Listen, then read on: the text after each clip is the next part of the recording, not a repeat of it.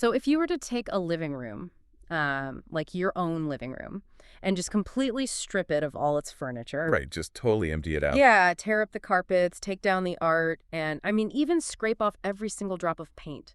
Does that room still have a feeling? Yeah. Or is it, completely neutral? That is a really weird thing to try and picture. It's a strange thought experiment, right? Yeah. But you've probably walked into certain spaces, maybe like a massive ancient stone cathedral, Oh, absolutely. or even just a perfectly untouched mountain valley, and the air itself just feels fundamentally different. You can physically feel it. Exactly. You aren't reacting to the paint colors or the throw pillows. You are reacting to the baseline energy of the environment itself. The literal atmosphere of the space. Right. And today, we are taking a deep dive into a batch of sources detailing something that, well, it aims to bring that exact kind of atmospheric shift right into your home. Which is an incredible concept. It really is. We are looking at the arrival of a highly specific batch of new Skardu Himalayan quartz crystals. Yeah, the new collection. Right. They've just been curated and added to the KSC Crystals website. So welcome. I'm so glad you're here with us today to explore this. Okay, let's unpack this because these are not just pretty shiny rocks meant to be like tossed onto a bookshelf and forgotten about. No, not at all. They are arguably the complete opposite of a passive decoration. How so?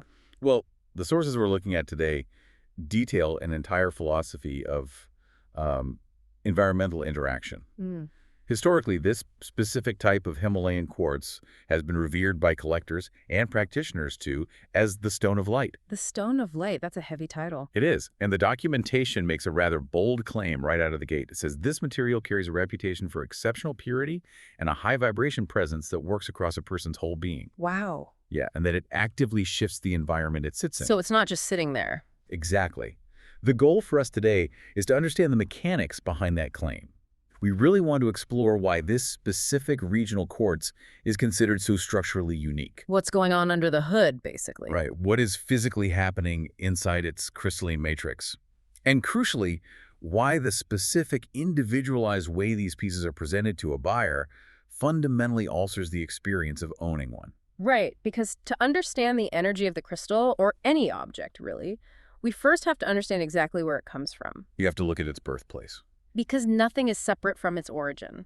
All the examples in this specific KSC crystals collection originate from the Skardu region of the Pakistani Himalayas. High up in the mountains. Very high up. And reading through the sources, I kept trying to visualize how an inanimate, stationary object does what they claim it does. It's hard to wrap your head around at first. It is. The text says the crystal gently amplifies, aligns, and refines energy wherever it is placed. Right. And the best analogy that came to mind for me is a metronome. Oh, I like that. Think of your daily life as a room full of chaotic, randomly ticking clocks. Your phone is constantly buzzing, traffic outside is loud. Work deadlines are looming. Yes, your own thoughts are racing, all these disjointed, frantic rhythms. Placing a Skardu Himalayan quartz in that space is like setting down a perfectly tuned, incredibly powerful metronome right in the center of the room. It cuts through the noise. Exactly. It doesn't scream over the noise. It doesn't force anything. It just calmly, persistently pulses with this undeniable, pure rhythm until all the other chaotic clocks slowly start to, entrain and synchronize with it. What's fascinating here is how perfectly the brutal geological reality of the Skardu region mirrors that exact energetic metaphor. The actual science of it. Yeah, the physics. To understand why it acts like a metronome, you really have to look at the sheer physics of the Himalayas. Yeah. These aren't just high-altitude mountains. They're pretty intense. They are the result of immense, almost unimaginable tectonic violence. Violence is a good word for it. You have the Indian continental plate literally colliding with the Eurasian plate. And this isn't some ancient historical event that's over and done with. Right, it's still moving. It is an ongoing, grinding collision that has been happening for millions of years. Deep within the Earth, in these incredibly isolated pockets, silica-rich fluids are subjected to terrifying levels of pressure and heat. Just crushed together. Exactly. That geographic isolation, combined with those unique, intense geological pressures, forces the silica molecules to arrange themselves in the most stable, tightly packed, organized structural lattice possible. Because if it didn't, it would just turn to dust. Right. It is forged in an absolute extreme crucible. It's literally born from the clash of continents. Right. It has to be perfectly structured just to survive the pressure of the Earth trying to crush it. And that structural perfection is the key to everything the sources are claiming. Okay, how so? Well, the purity they talk about isn't just an absence of dirt or mud. It is an absolute structural integrity created by pressure. And this bridges beautifully into actual physics. Like measurable physics. Yes, quartz exhibits something called the piezoelectric effect. When you apply mechanical stress to quartz, it generates an electrical charge. Wow, okay. And conversely, it vibrates at a highly precise frequency when an electrical charge is applied. This is literally the mechanism we use in quartz watches to keep time. Wait, really? So it physically is a metronome? The crystal physically acts as a metronome. So when the sources talk about an object refining the energy of a room, they're describing an object that has a highly stable, hyper-organized internal matrix that vibrates with mechanical and structural consistency. Because it formed under such absolute extremes. Right. It holds its tune very rigidly. It refuses to adopt the chaotic vibration of the room. Instead, it forces the room to adopt its stable vibration. Exactly. That brings a tremendous amount of weight to the metaphysical claim. But digging further into the sources, we hit a really unexpected detour here. We do. Because while we were talking about this intense, almost terrifying purity and structural perfection, we also learned that the Skardu region isn't a sterile laboratory. It's a chaotic natural environment. Right. These crystals do not grow in a vacuum. They form alongside a very specific, chaotic family of other minerals. The sources list the natural companions commonly found embedded in or growing on these formations. A mineral ensemble. Yeah, we are looking at minerals like Albite, Muscovite, and occasionally Cleavelandite. And this is where the physical reality of the stone gets visually complex and where the energetic narrative gains a massive amount of nuance. It's that mineral ensemble. But I have to play devil's advocate here based on the text. Yeah. If Himalayan quartz is prized above all else for its, quote, exceptional purity and its perfect metronome-like matrix, Right. wouldn't the sudden presence of other physical mineral jammed into its side pollute or disrupt that pure vibration? That's a very logical question. My first thought was that this sounds like taking pure, pristine mountain spring water and then dumping a bunch of flavorings into it. Even if they are natural flavorings, aren't you risking the complete loss of the very thing that made the pure water special in the first place? That assumption makes complete sense if we view purity as a fragile thing that needs to be protected from contamination. Which is usually how we think of purity. Right. But the sources provide a vital reframing of how these symbiotic minerals function. They don't act as pollutants. They act as modulators. Modulators. Okay, explain that. Before we explain how they alter the energy, it helps to understand what these companions actually look like because they are incredibly distinct. They aren't just clear quartz. No. Albite often forms in these stark, blocky, almost architectural white crystals. Oh, wow. Muscovite is a type of mica, so it forms in delicate, silvery reflective sheets that look almost like the shimmering pages of a tiny book. That sounds beautiful. It is. And Cleavelandite forms in these beautiful, fan-like radiating plates. They are physically very distinct from the clear, piercing points of the quartz. Wait, if they are that structurally different, maybe the water analogy is completely wrong. It might be. If the quartz is generating this pure, high-frequency vibration, like a beam of pure white light, maybe these inclusions act more like an optical lens or a prism. Oh, that's a great way to put it. Yeah, like when you pass a pure white light through a colored lens, you don't ruin the light, you just focus it, bend it, or give it a specific hue. Is that closer to what the text is suggesting? That is a brilliant way to conceptualize it. The underlying power, the intensity of the light, is still being generated by the Skardu quartz and its perfect matrix. But the accompanying minerals act as the lens. Exactly. If you have pure Himalayan quartz on its own, its energetic frequency is often described as piercing, intensely clarifying, and almost overwhelmingly high vibration. Like looking into a bright flashlight. Right. It is pure insight.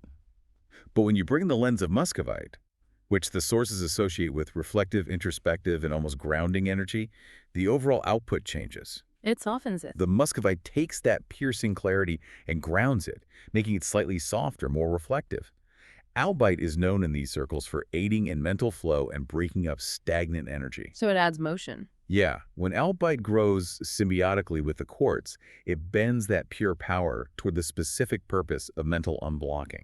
So the quartz is still doing its primary job of amplifying and acting as the metronome, but the inclusions give that pure energy a specific flavor or a targeted direction. They Right. create a broader energetic toolkit for whoever owns it. They do. The overall formation retains the high vibration purity forged in the Himalayas, but it becomes much more accessible. Because sometimes pure energy is too much. Exactly. An incredibly intense, high-frequency stone can sometimes feel ungrounding to work with. The mineral ensemble creates a bridge. It makes the energy multifaceted in how it interacts with human psychology and the physical space. Which means that every single piece coming out of that mountain is telling a completely different geological and energetic story. Completely different. The ratio of quartz to albite, the specific angle a flake of muscovite is embedded in the side, the varying clarity of the main point, it fundamentally shifts the energetic signature of that specific crystal. No two formations on Earth are ever the same. And that reality brings us to a massive practical hurdle, which the sources address head on. The buying process. Right. If you are listening to this and you decide, hey, I need that kind of stabilizing, multifaceted energy in my chaotic home office, how do you actually go about acquiring the right one for your specific needs? It highlights a deep flaw in how we purchase natural items in a digitized mass commerce world. Here's where it gets really interesting and where the specific curation process at KSC Crystals becomes the focal point of the documentation. Right, what they're doing differently. The sources highlight a critical detail about this new batch of Skardu quartz. Keith, the curator, individually photographs every single piece that goes onto the website. Every single one. And I want to pause on that because in today's e-commerce landscape, it is incredibly rare.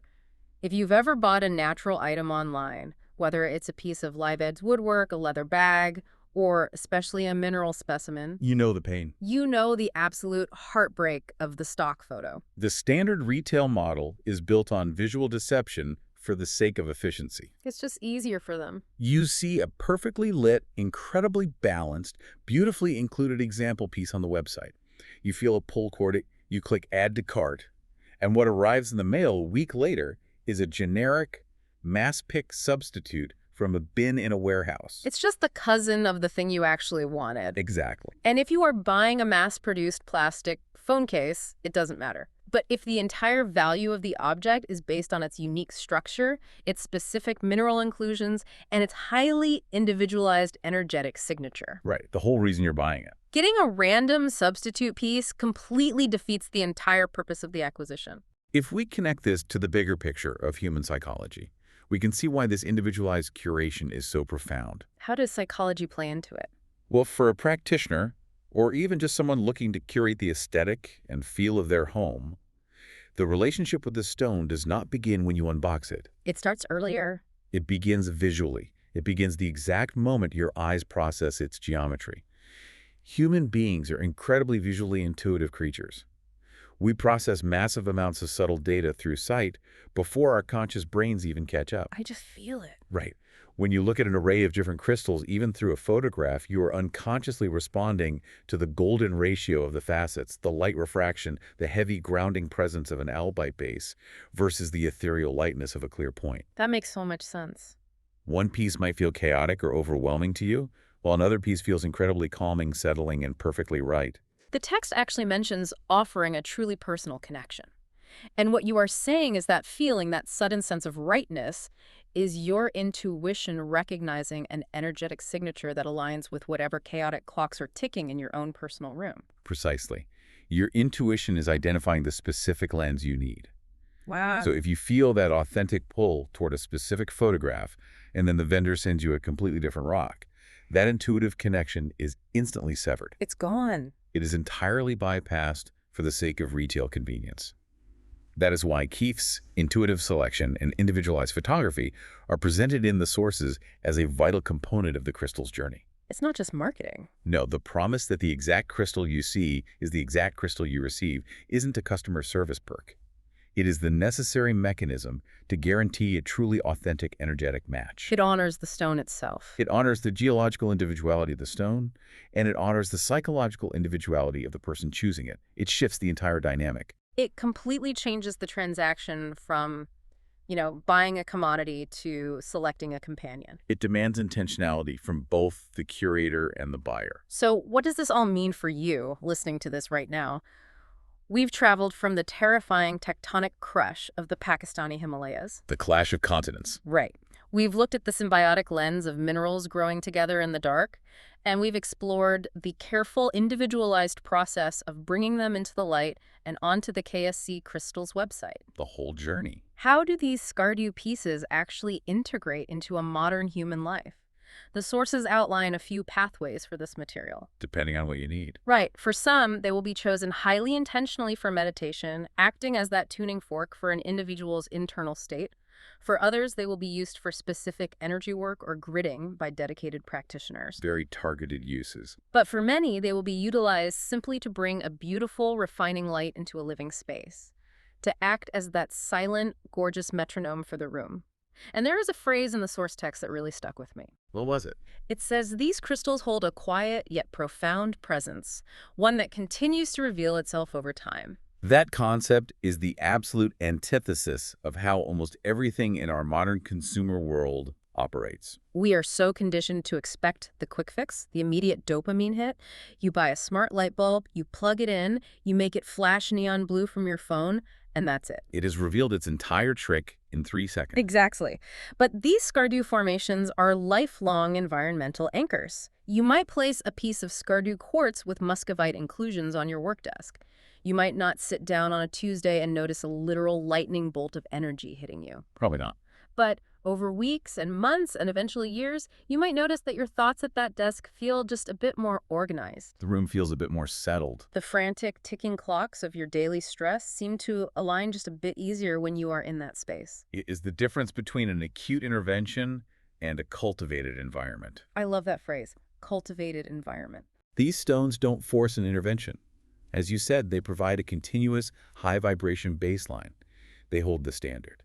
And because you picked it visually? Yes, because you're able to view the exact piece. You know that the standard it's holding is exactly the frequency you were naturally drawn to in the first place. It's an incredibly appealing idea, just stepping back from the chaotic noise and intentionally choosing a stabilizing force. This raises an important question, though. Something I think we all need to consider long after we finish discussing these specific KSC crystal pieces. Okay, what is it? Well, we started today by talking about how the baseline energy of a room deeply affects us, whether we notice it consciously or not. The empty room thought experiment. Right.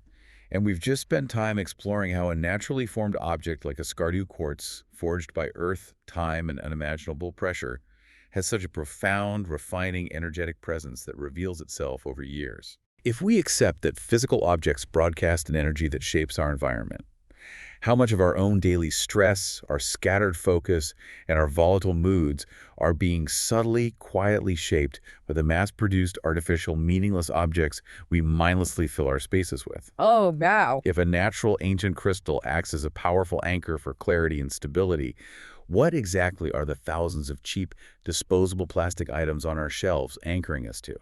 That is an incredibly heavy but utterly fascinating thing to think about the next time we look around our living rooms. Are we surrounded by commodities or are we surrounded by companions? Take a long look around your own space today and we'll see you next time on The Deep Dive.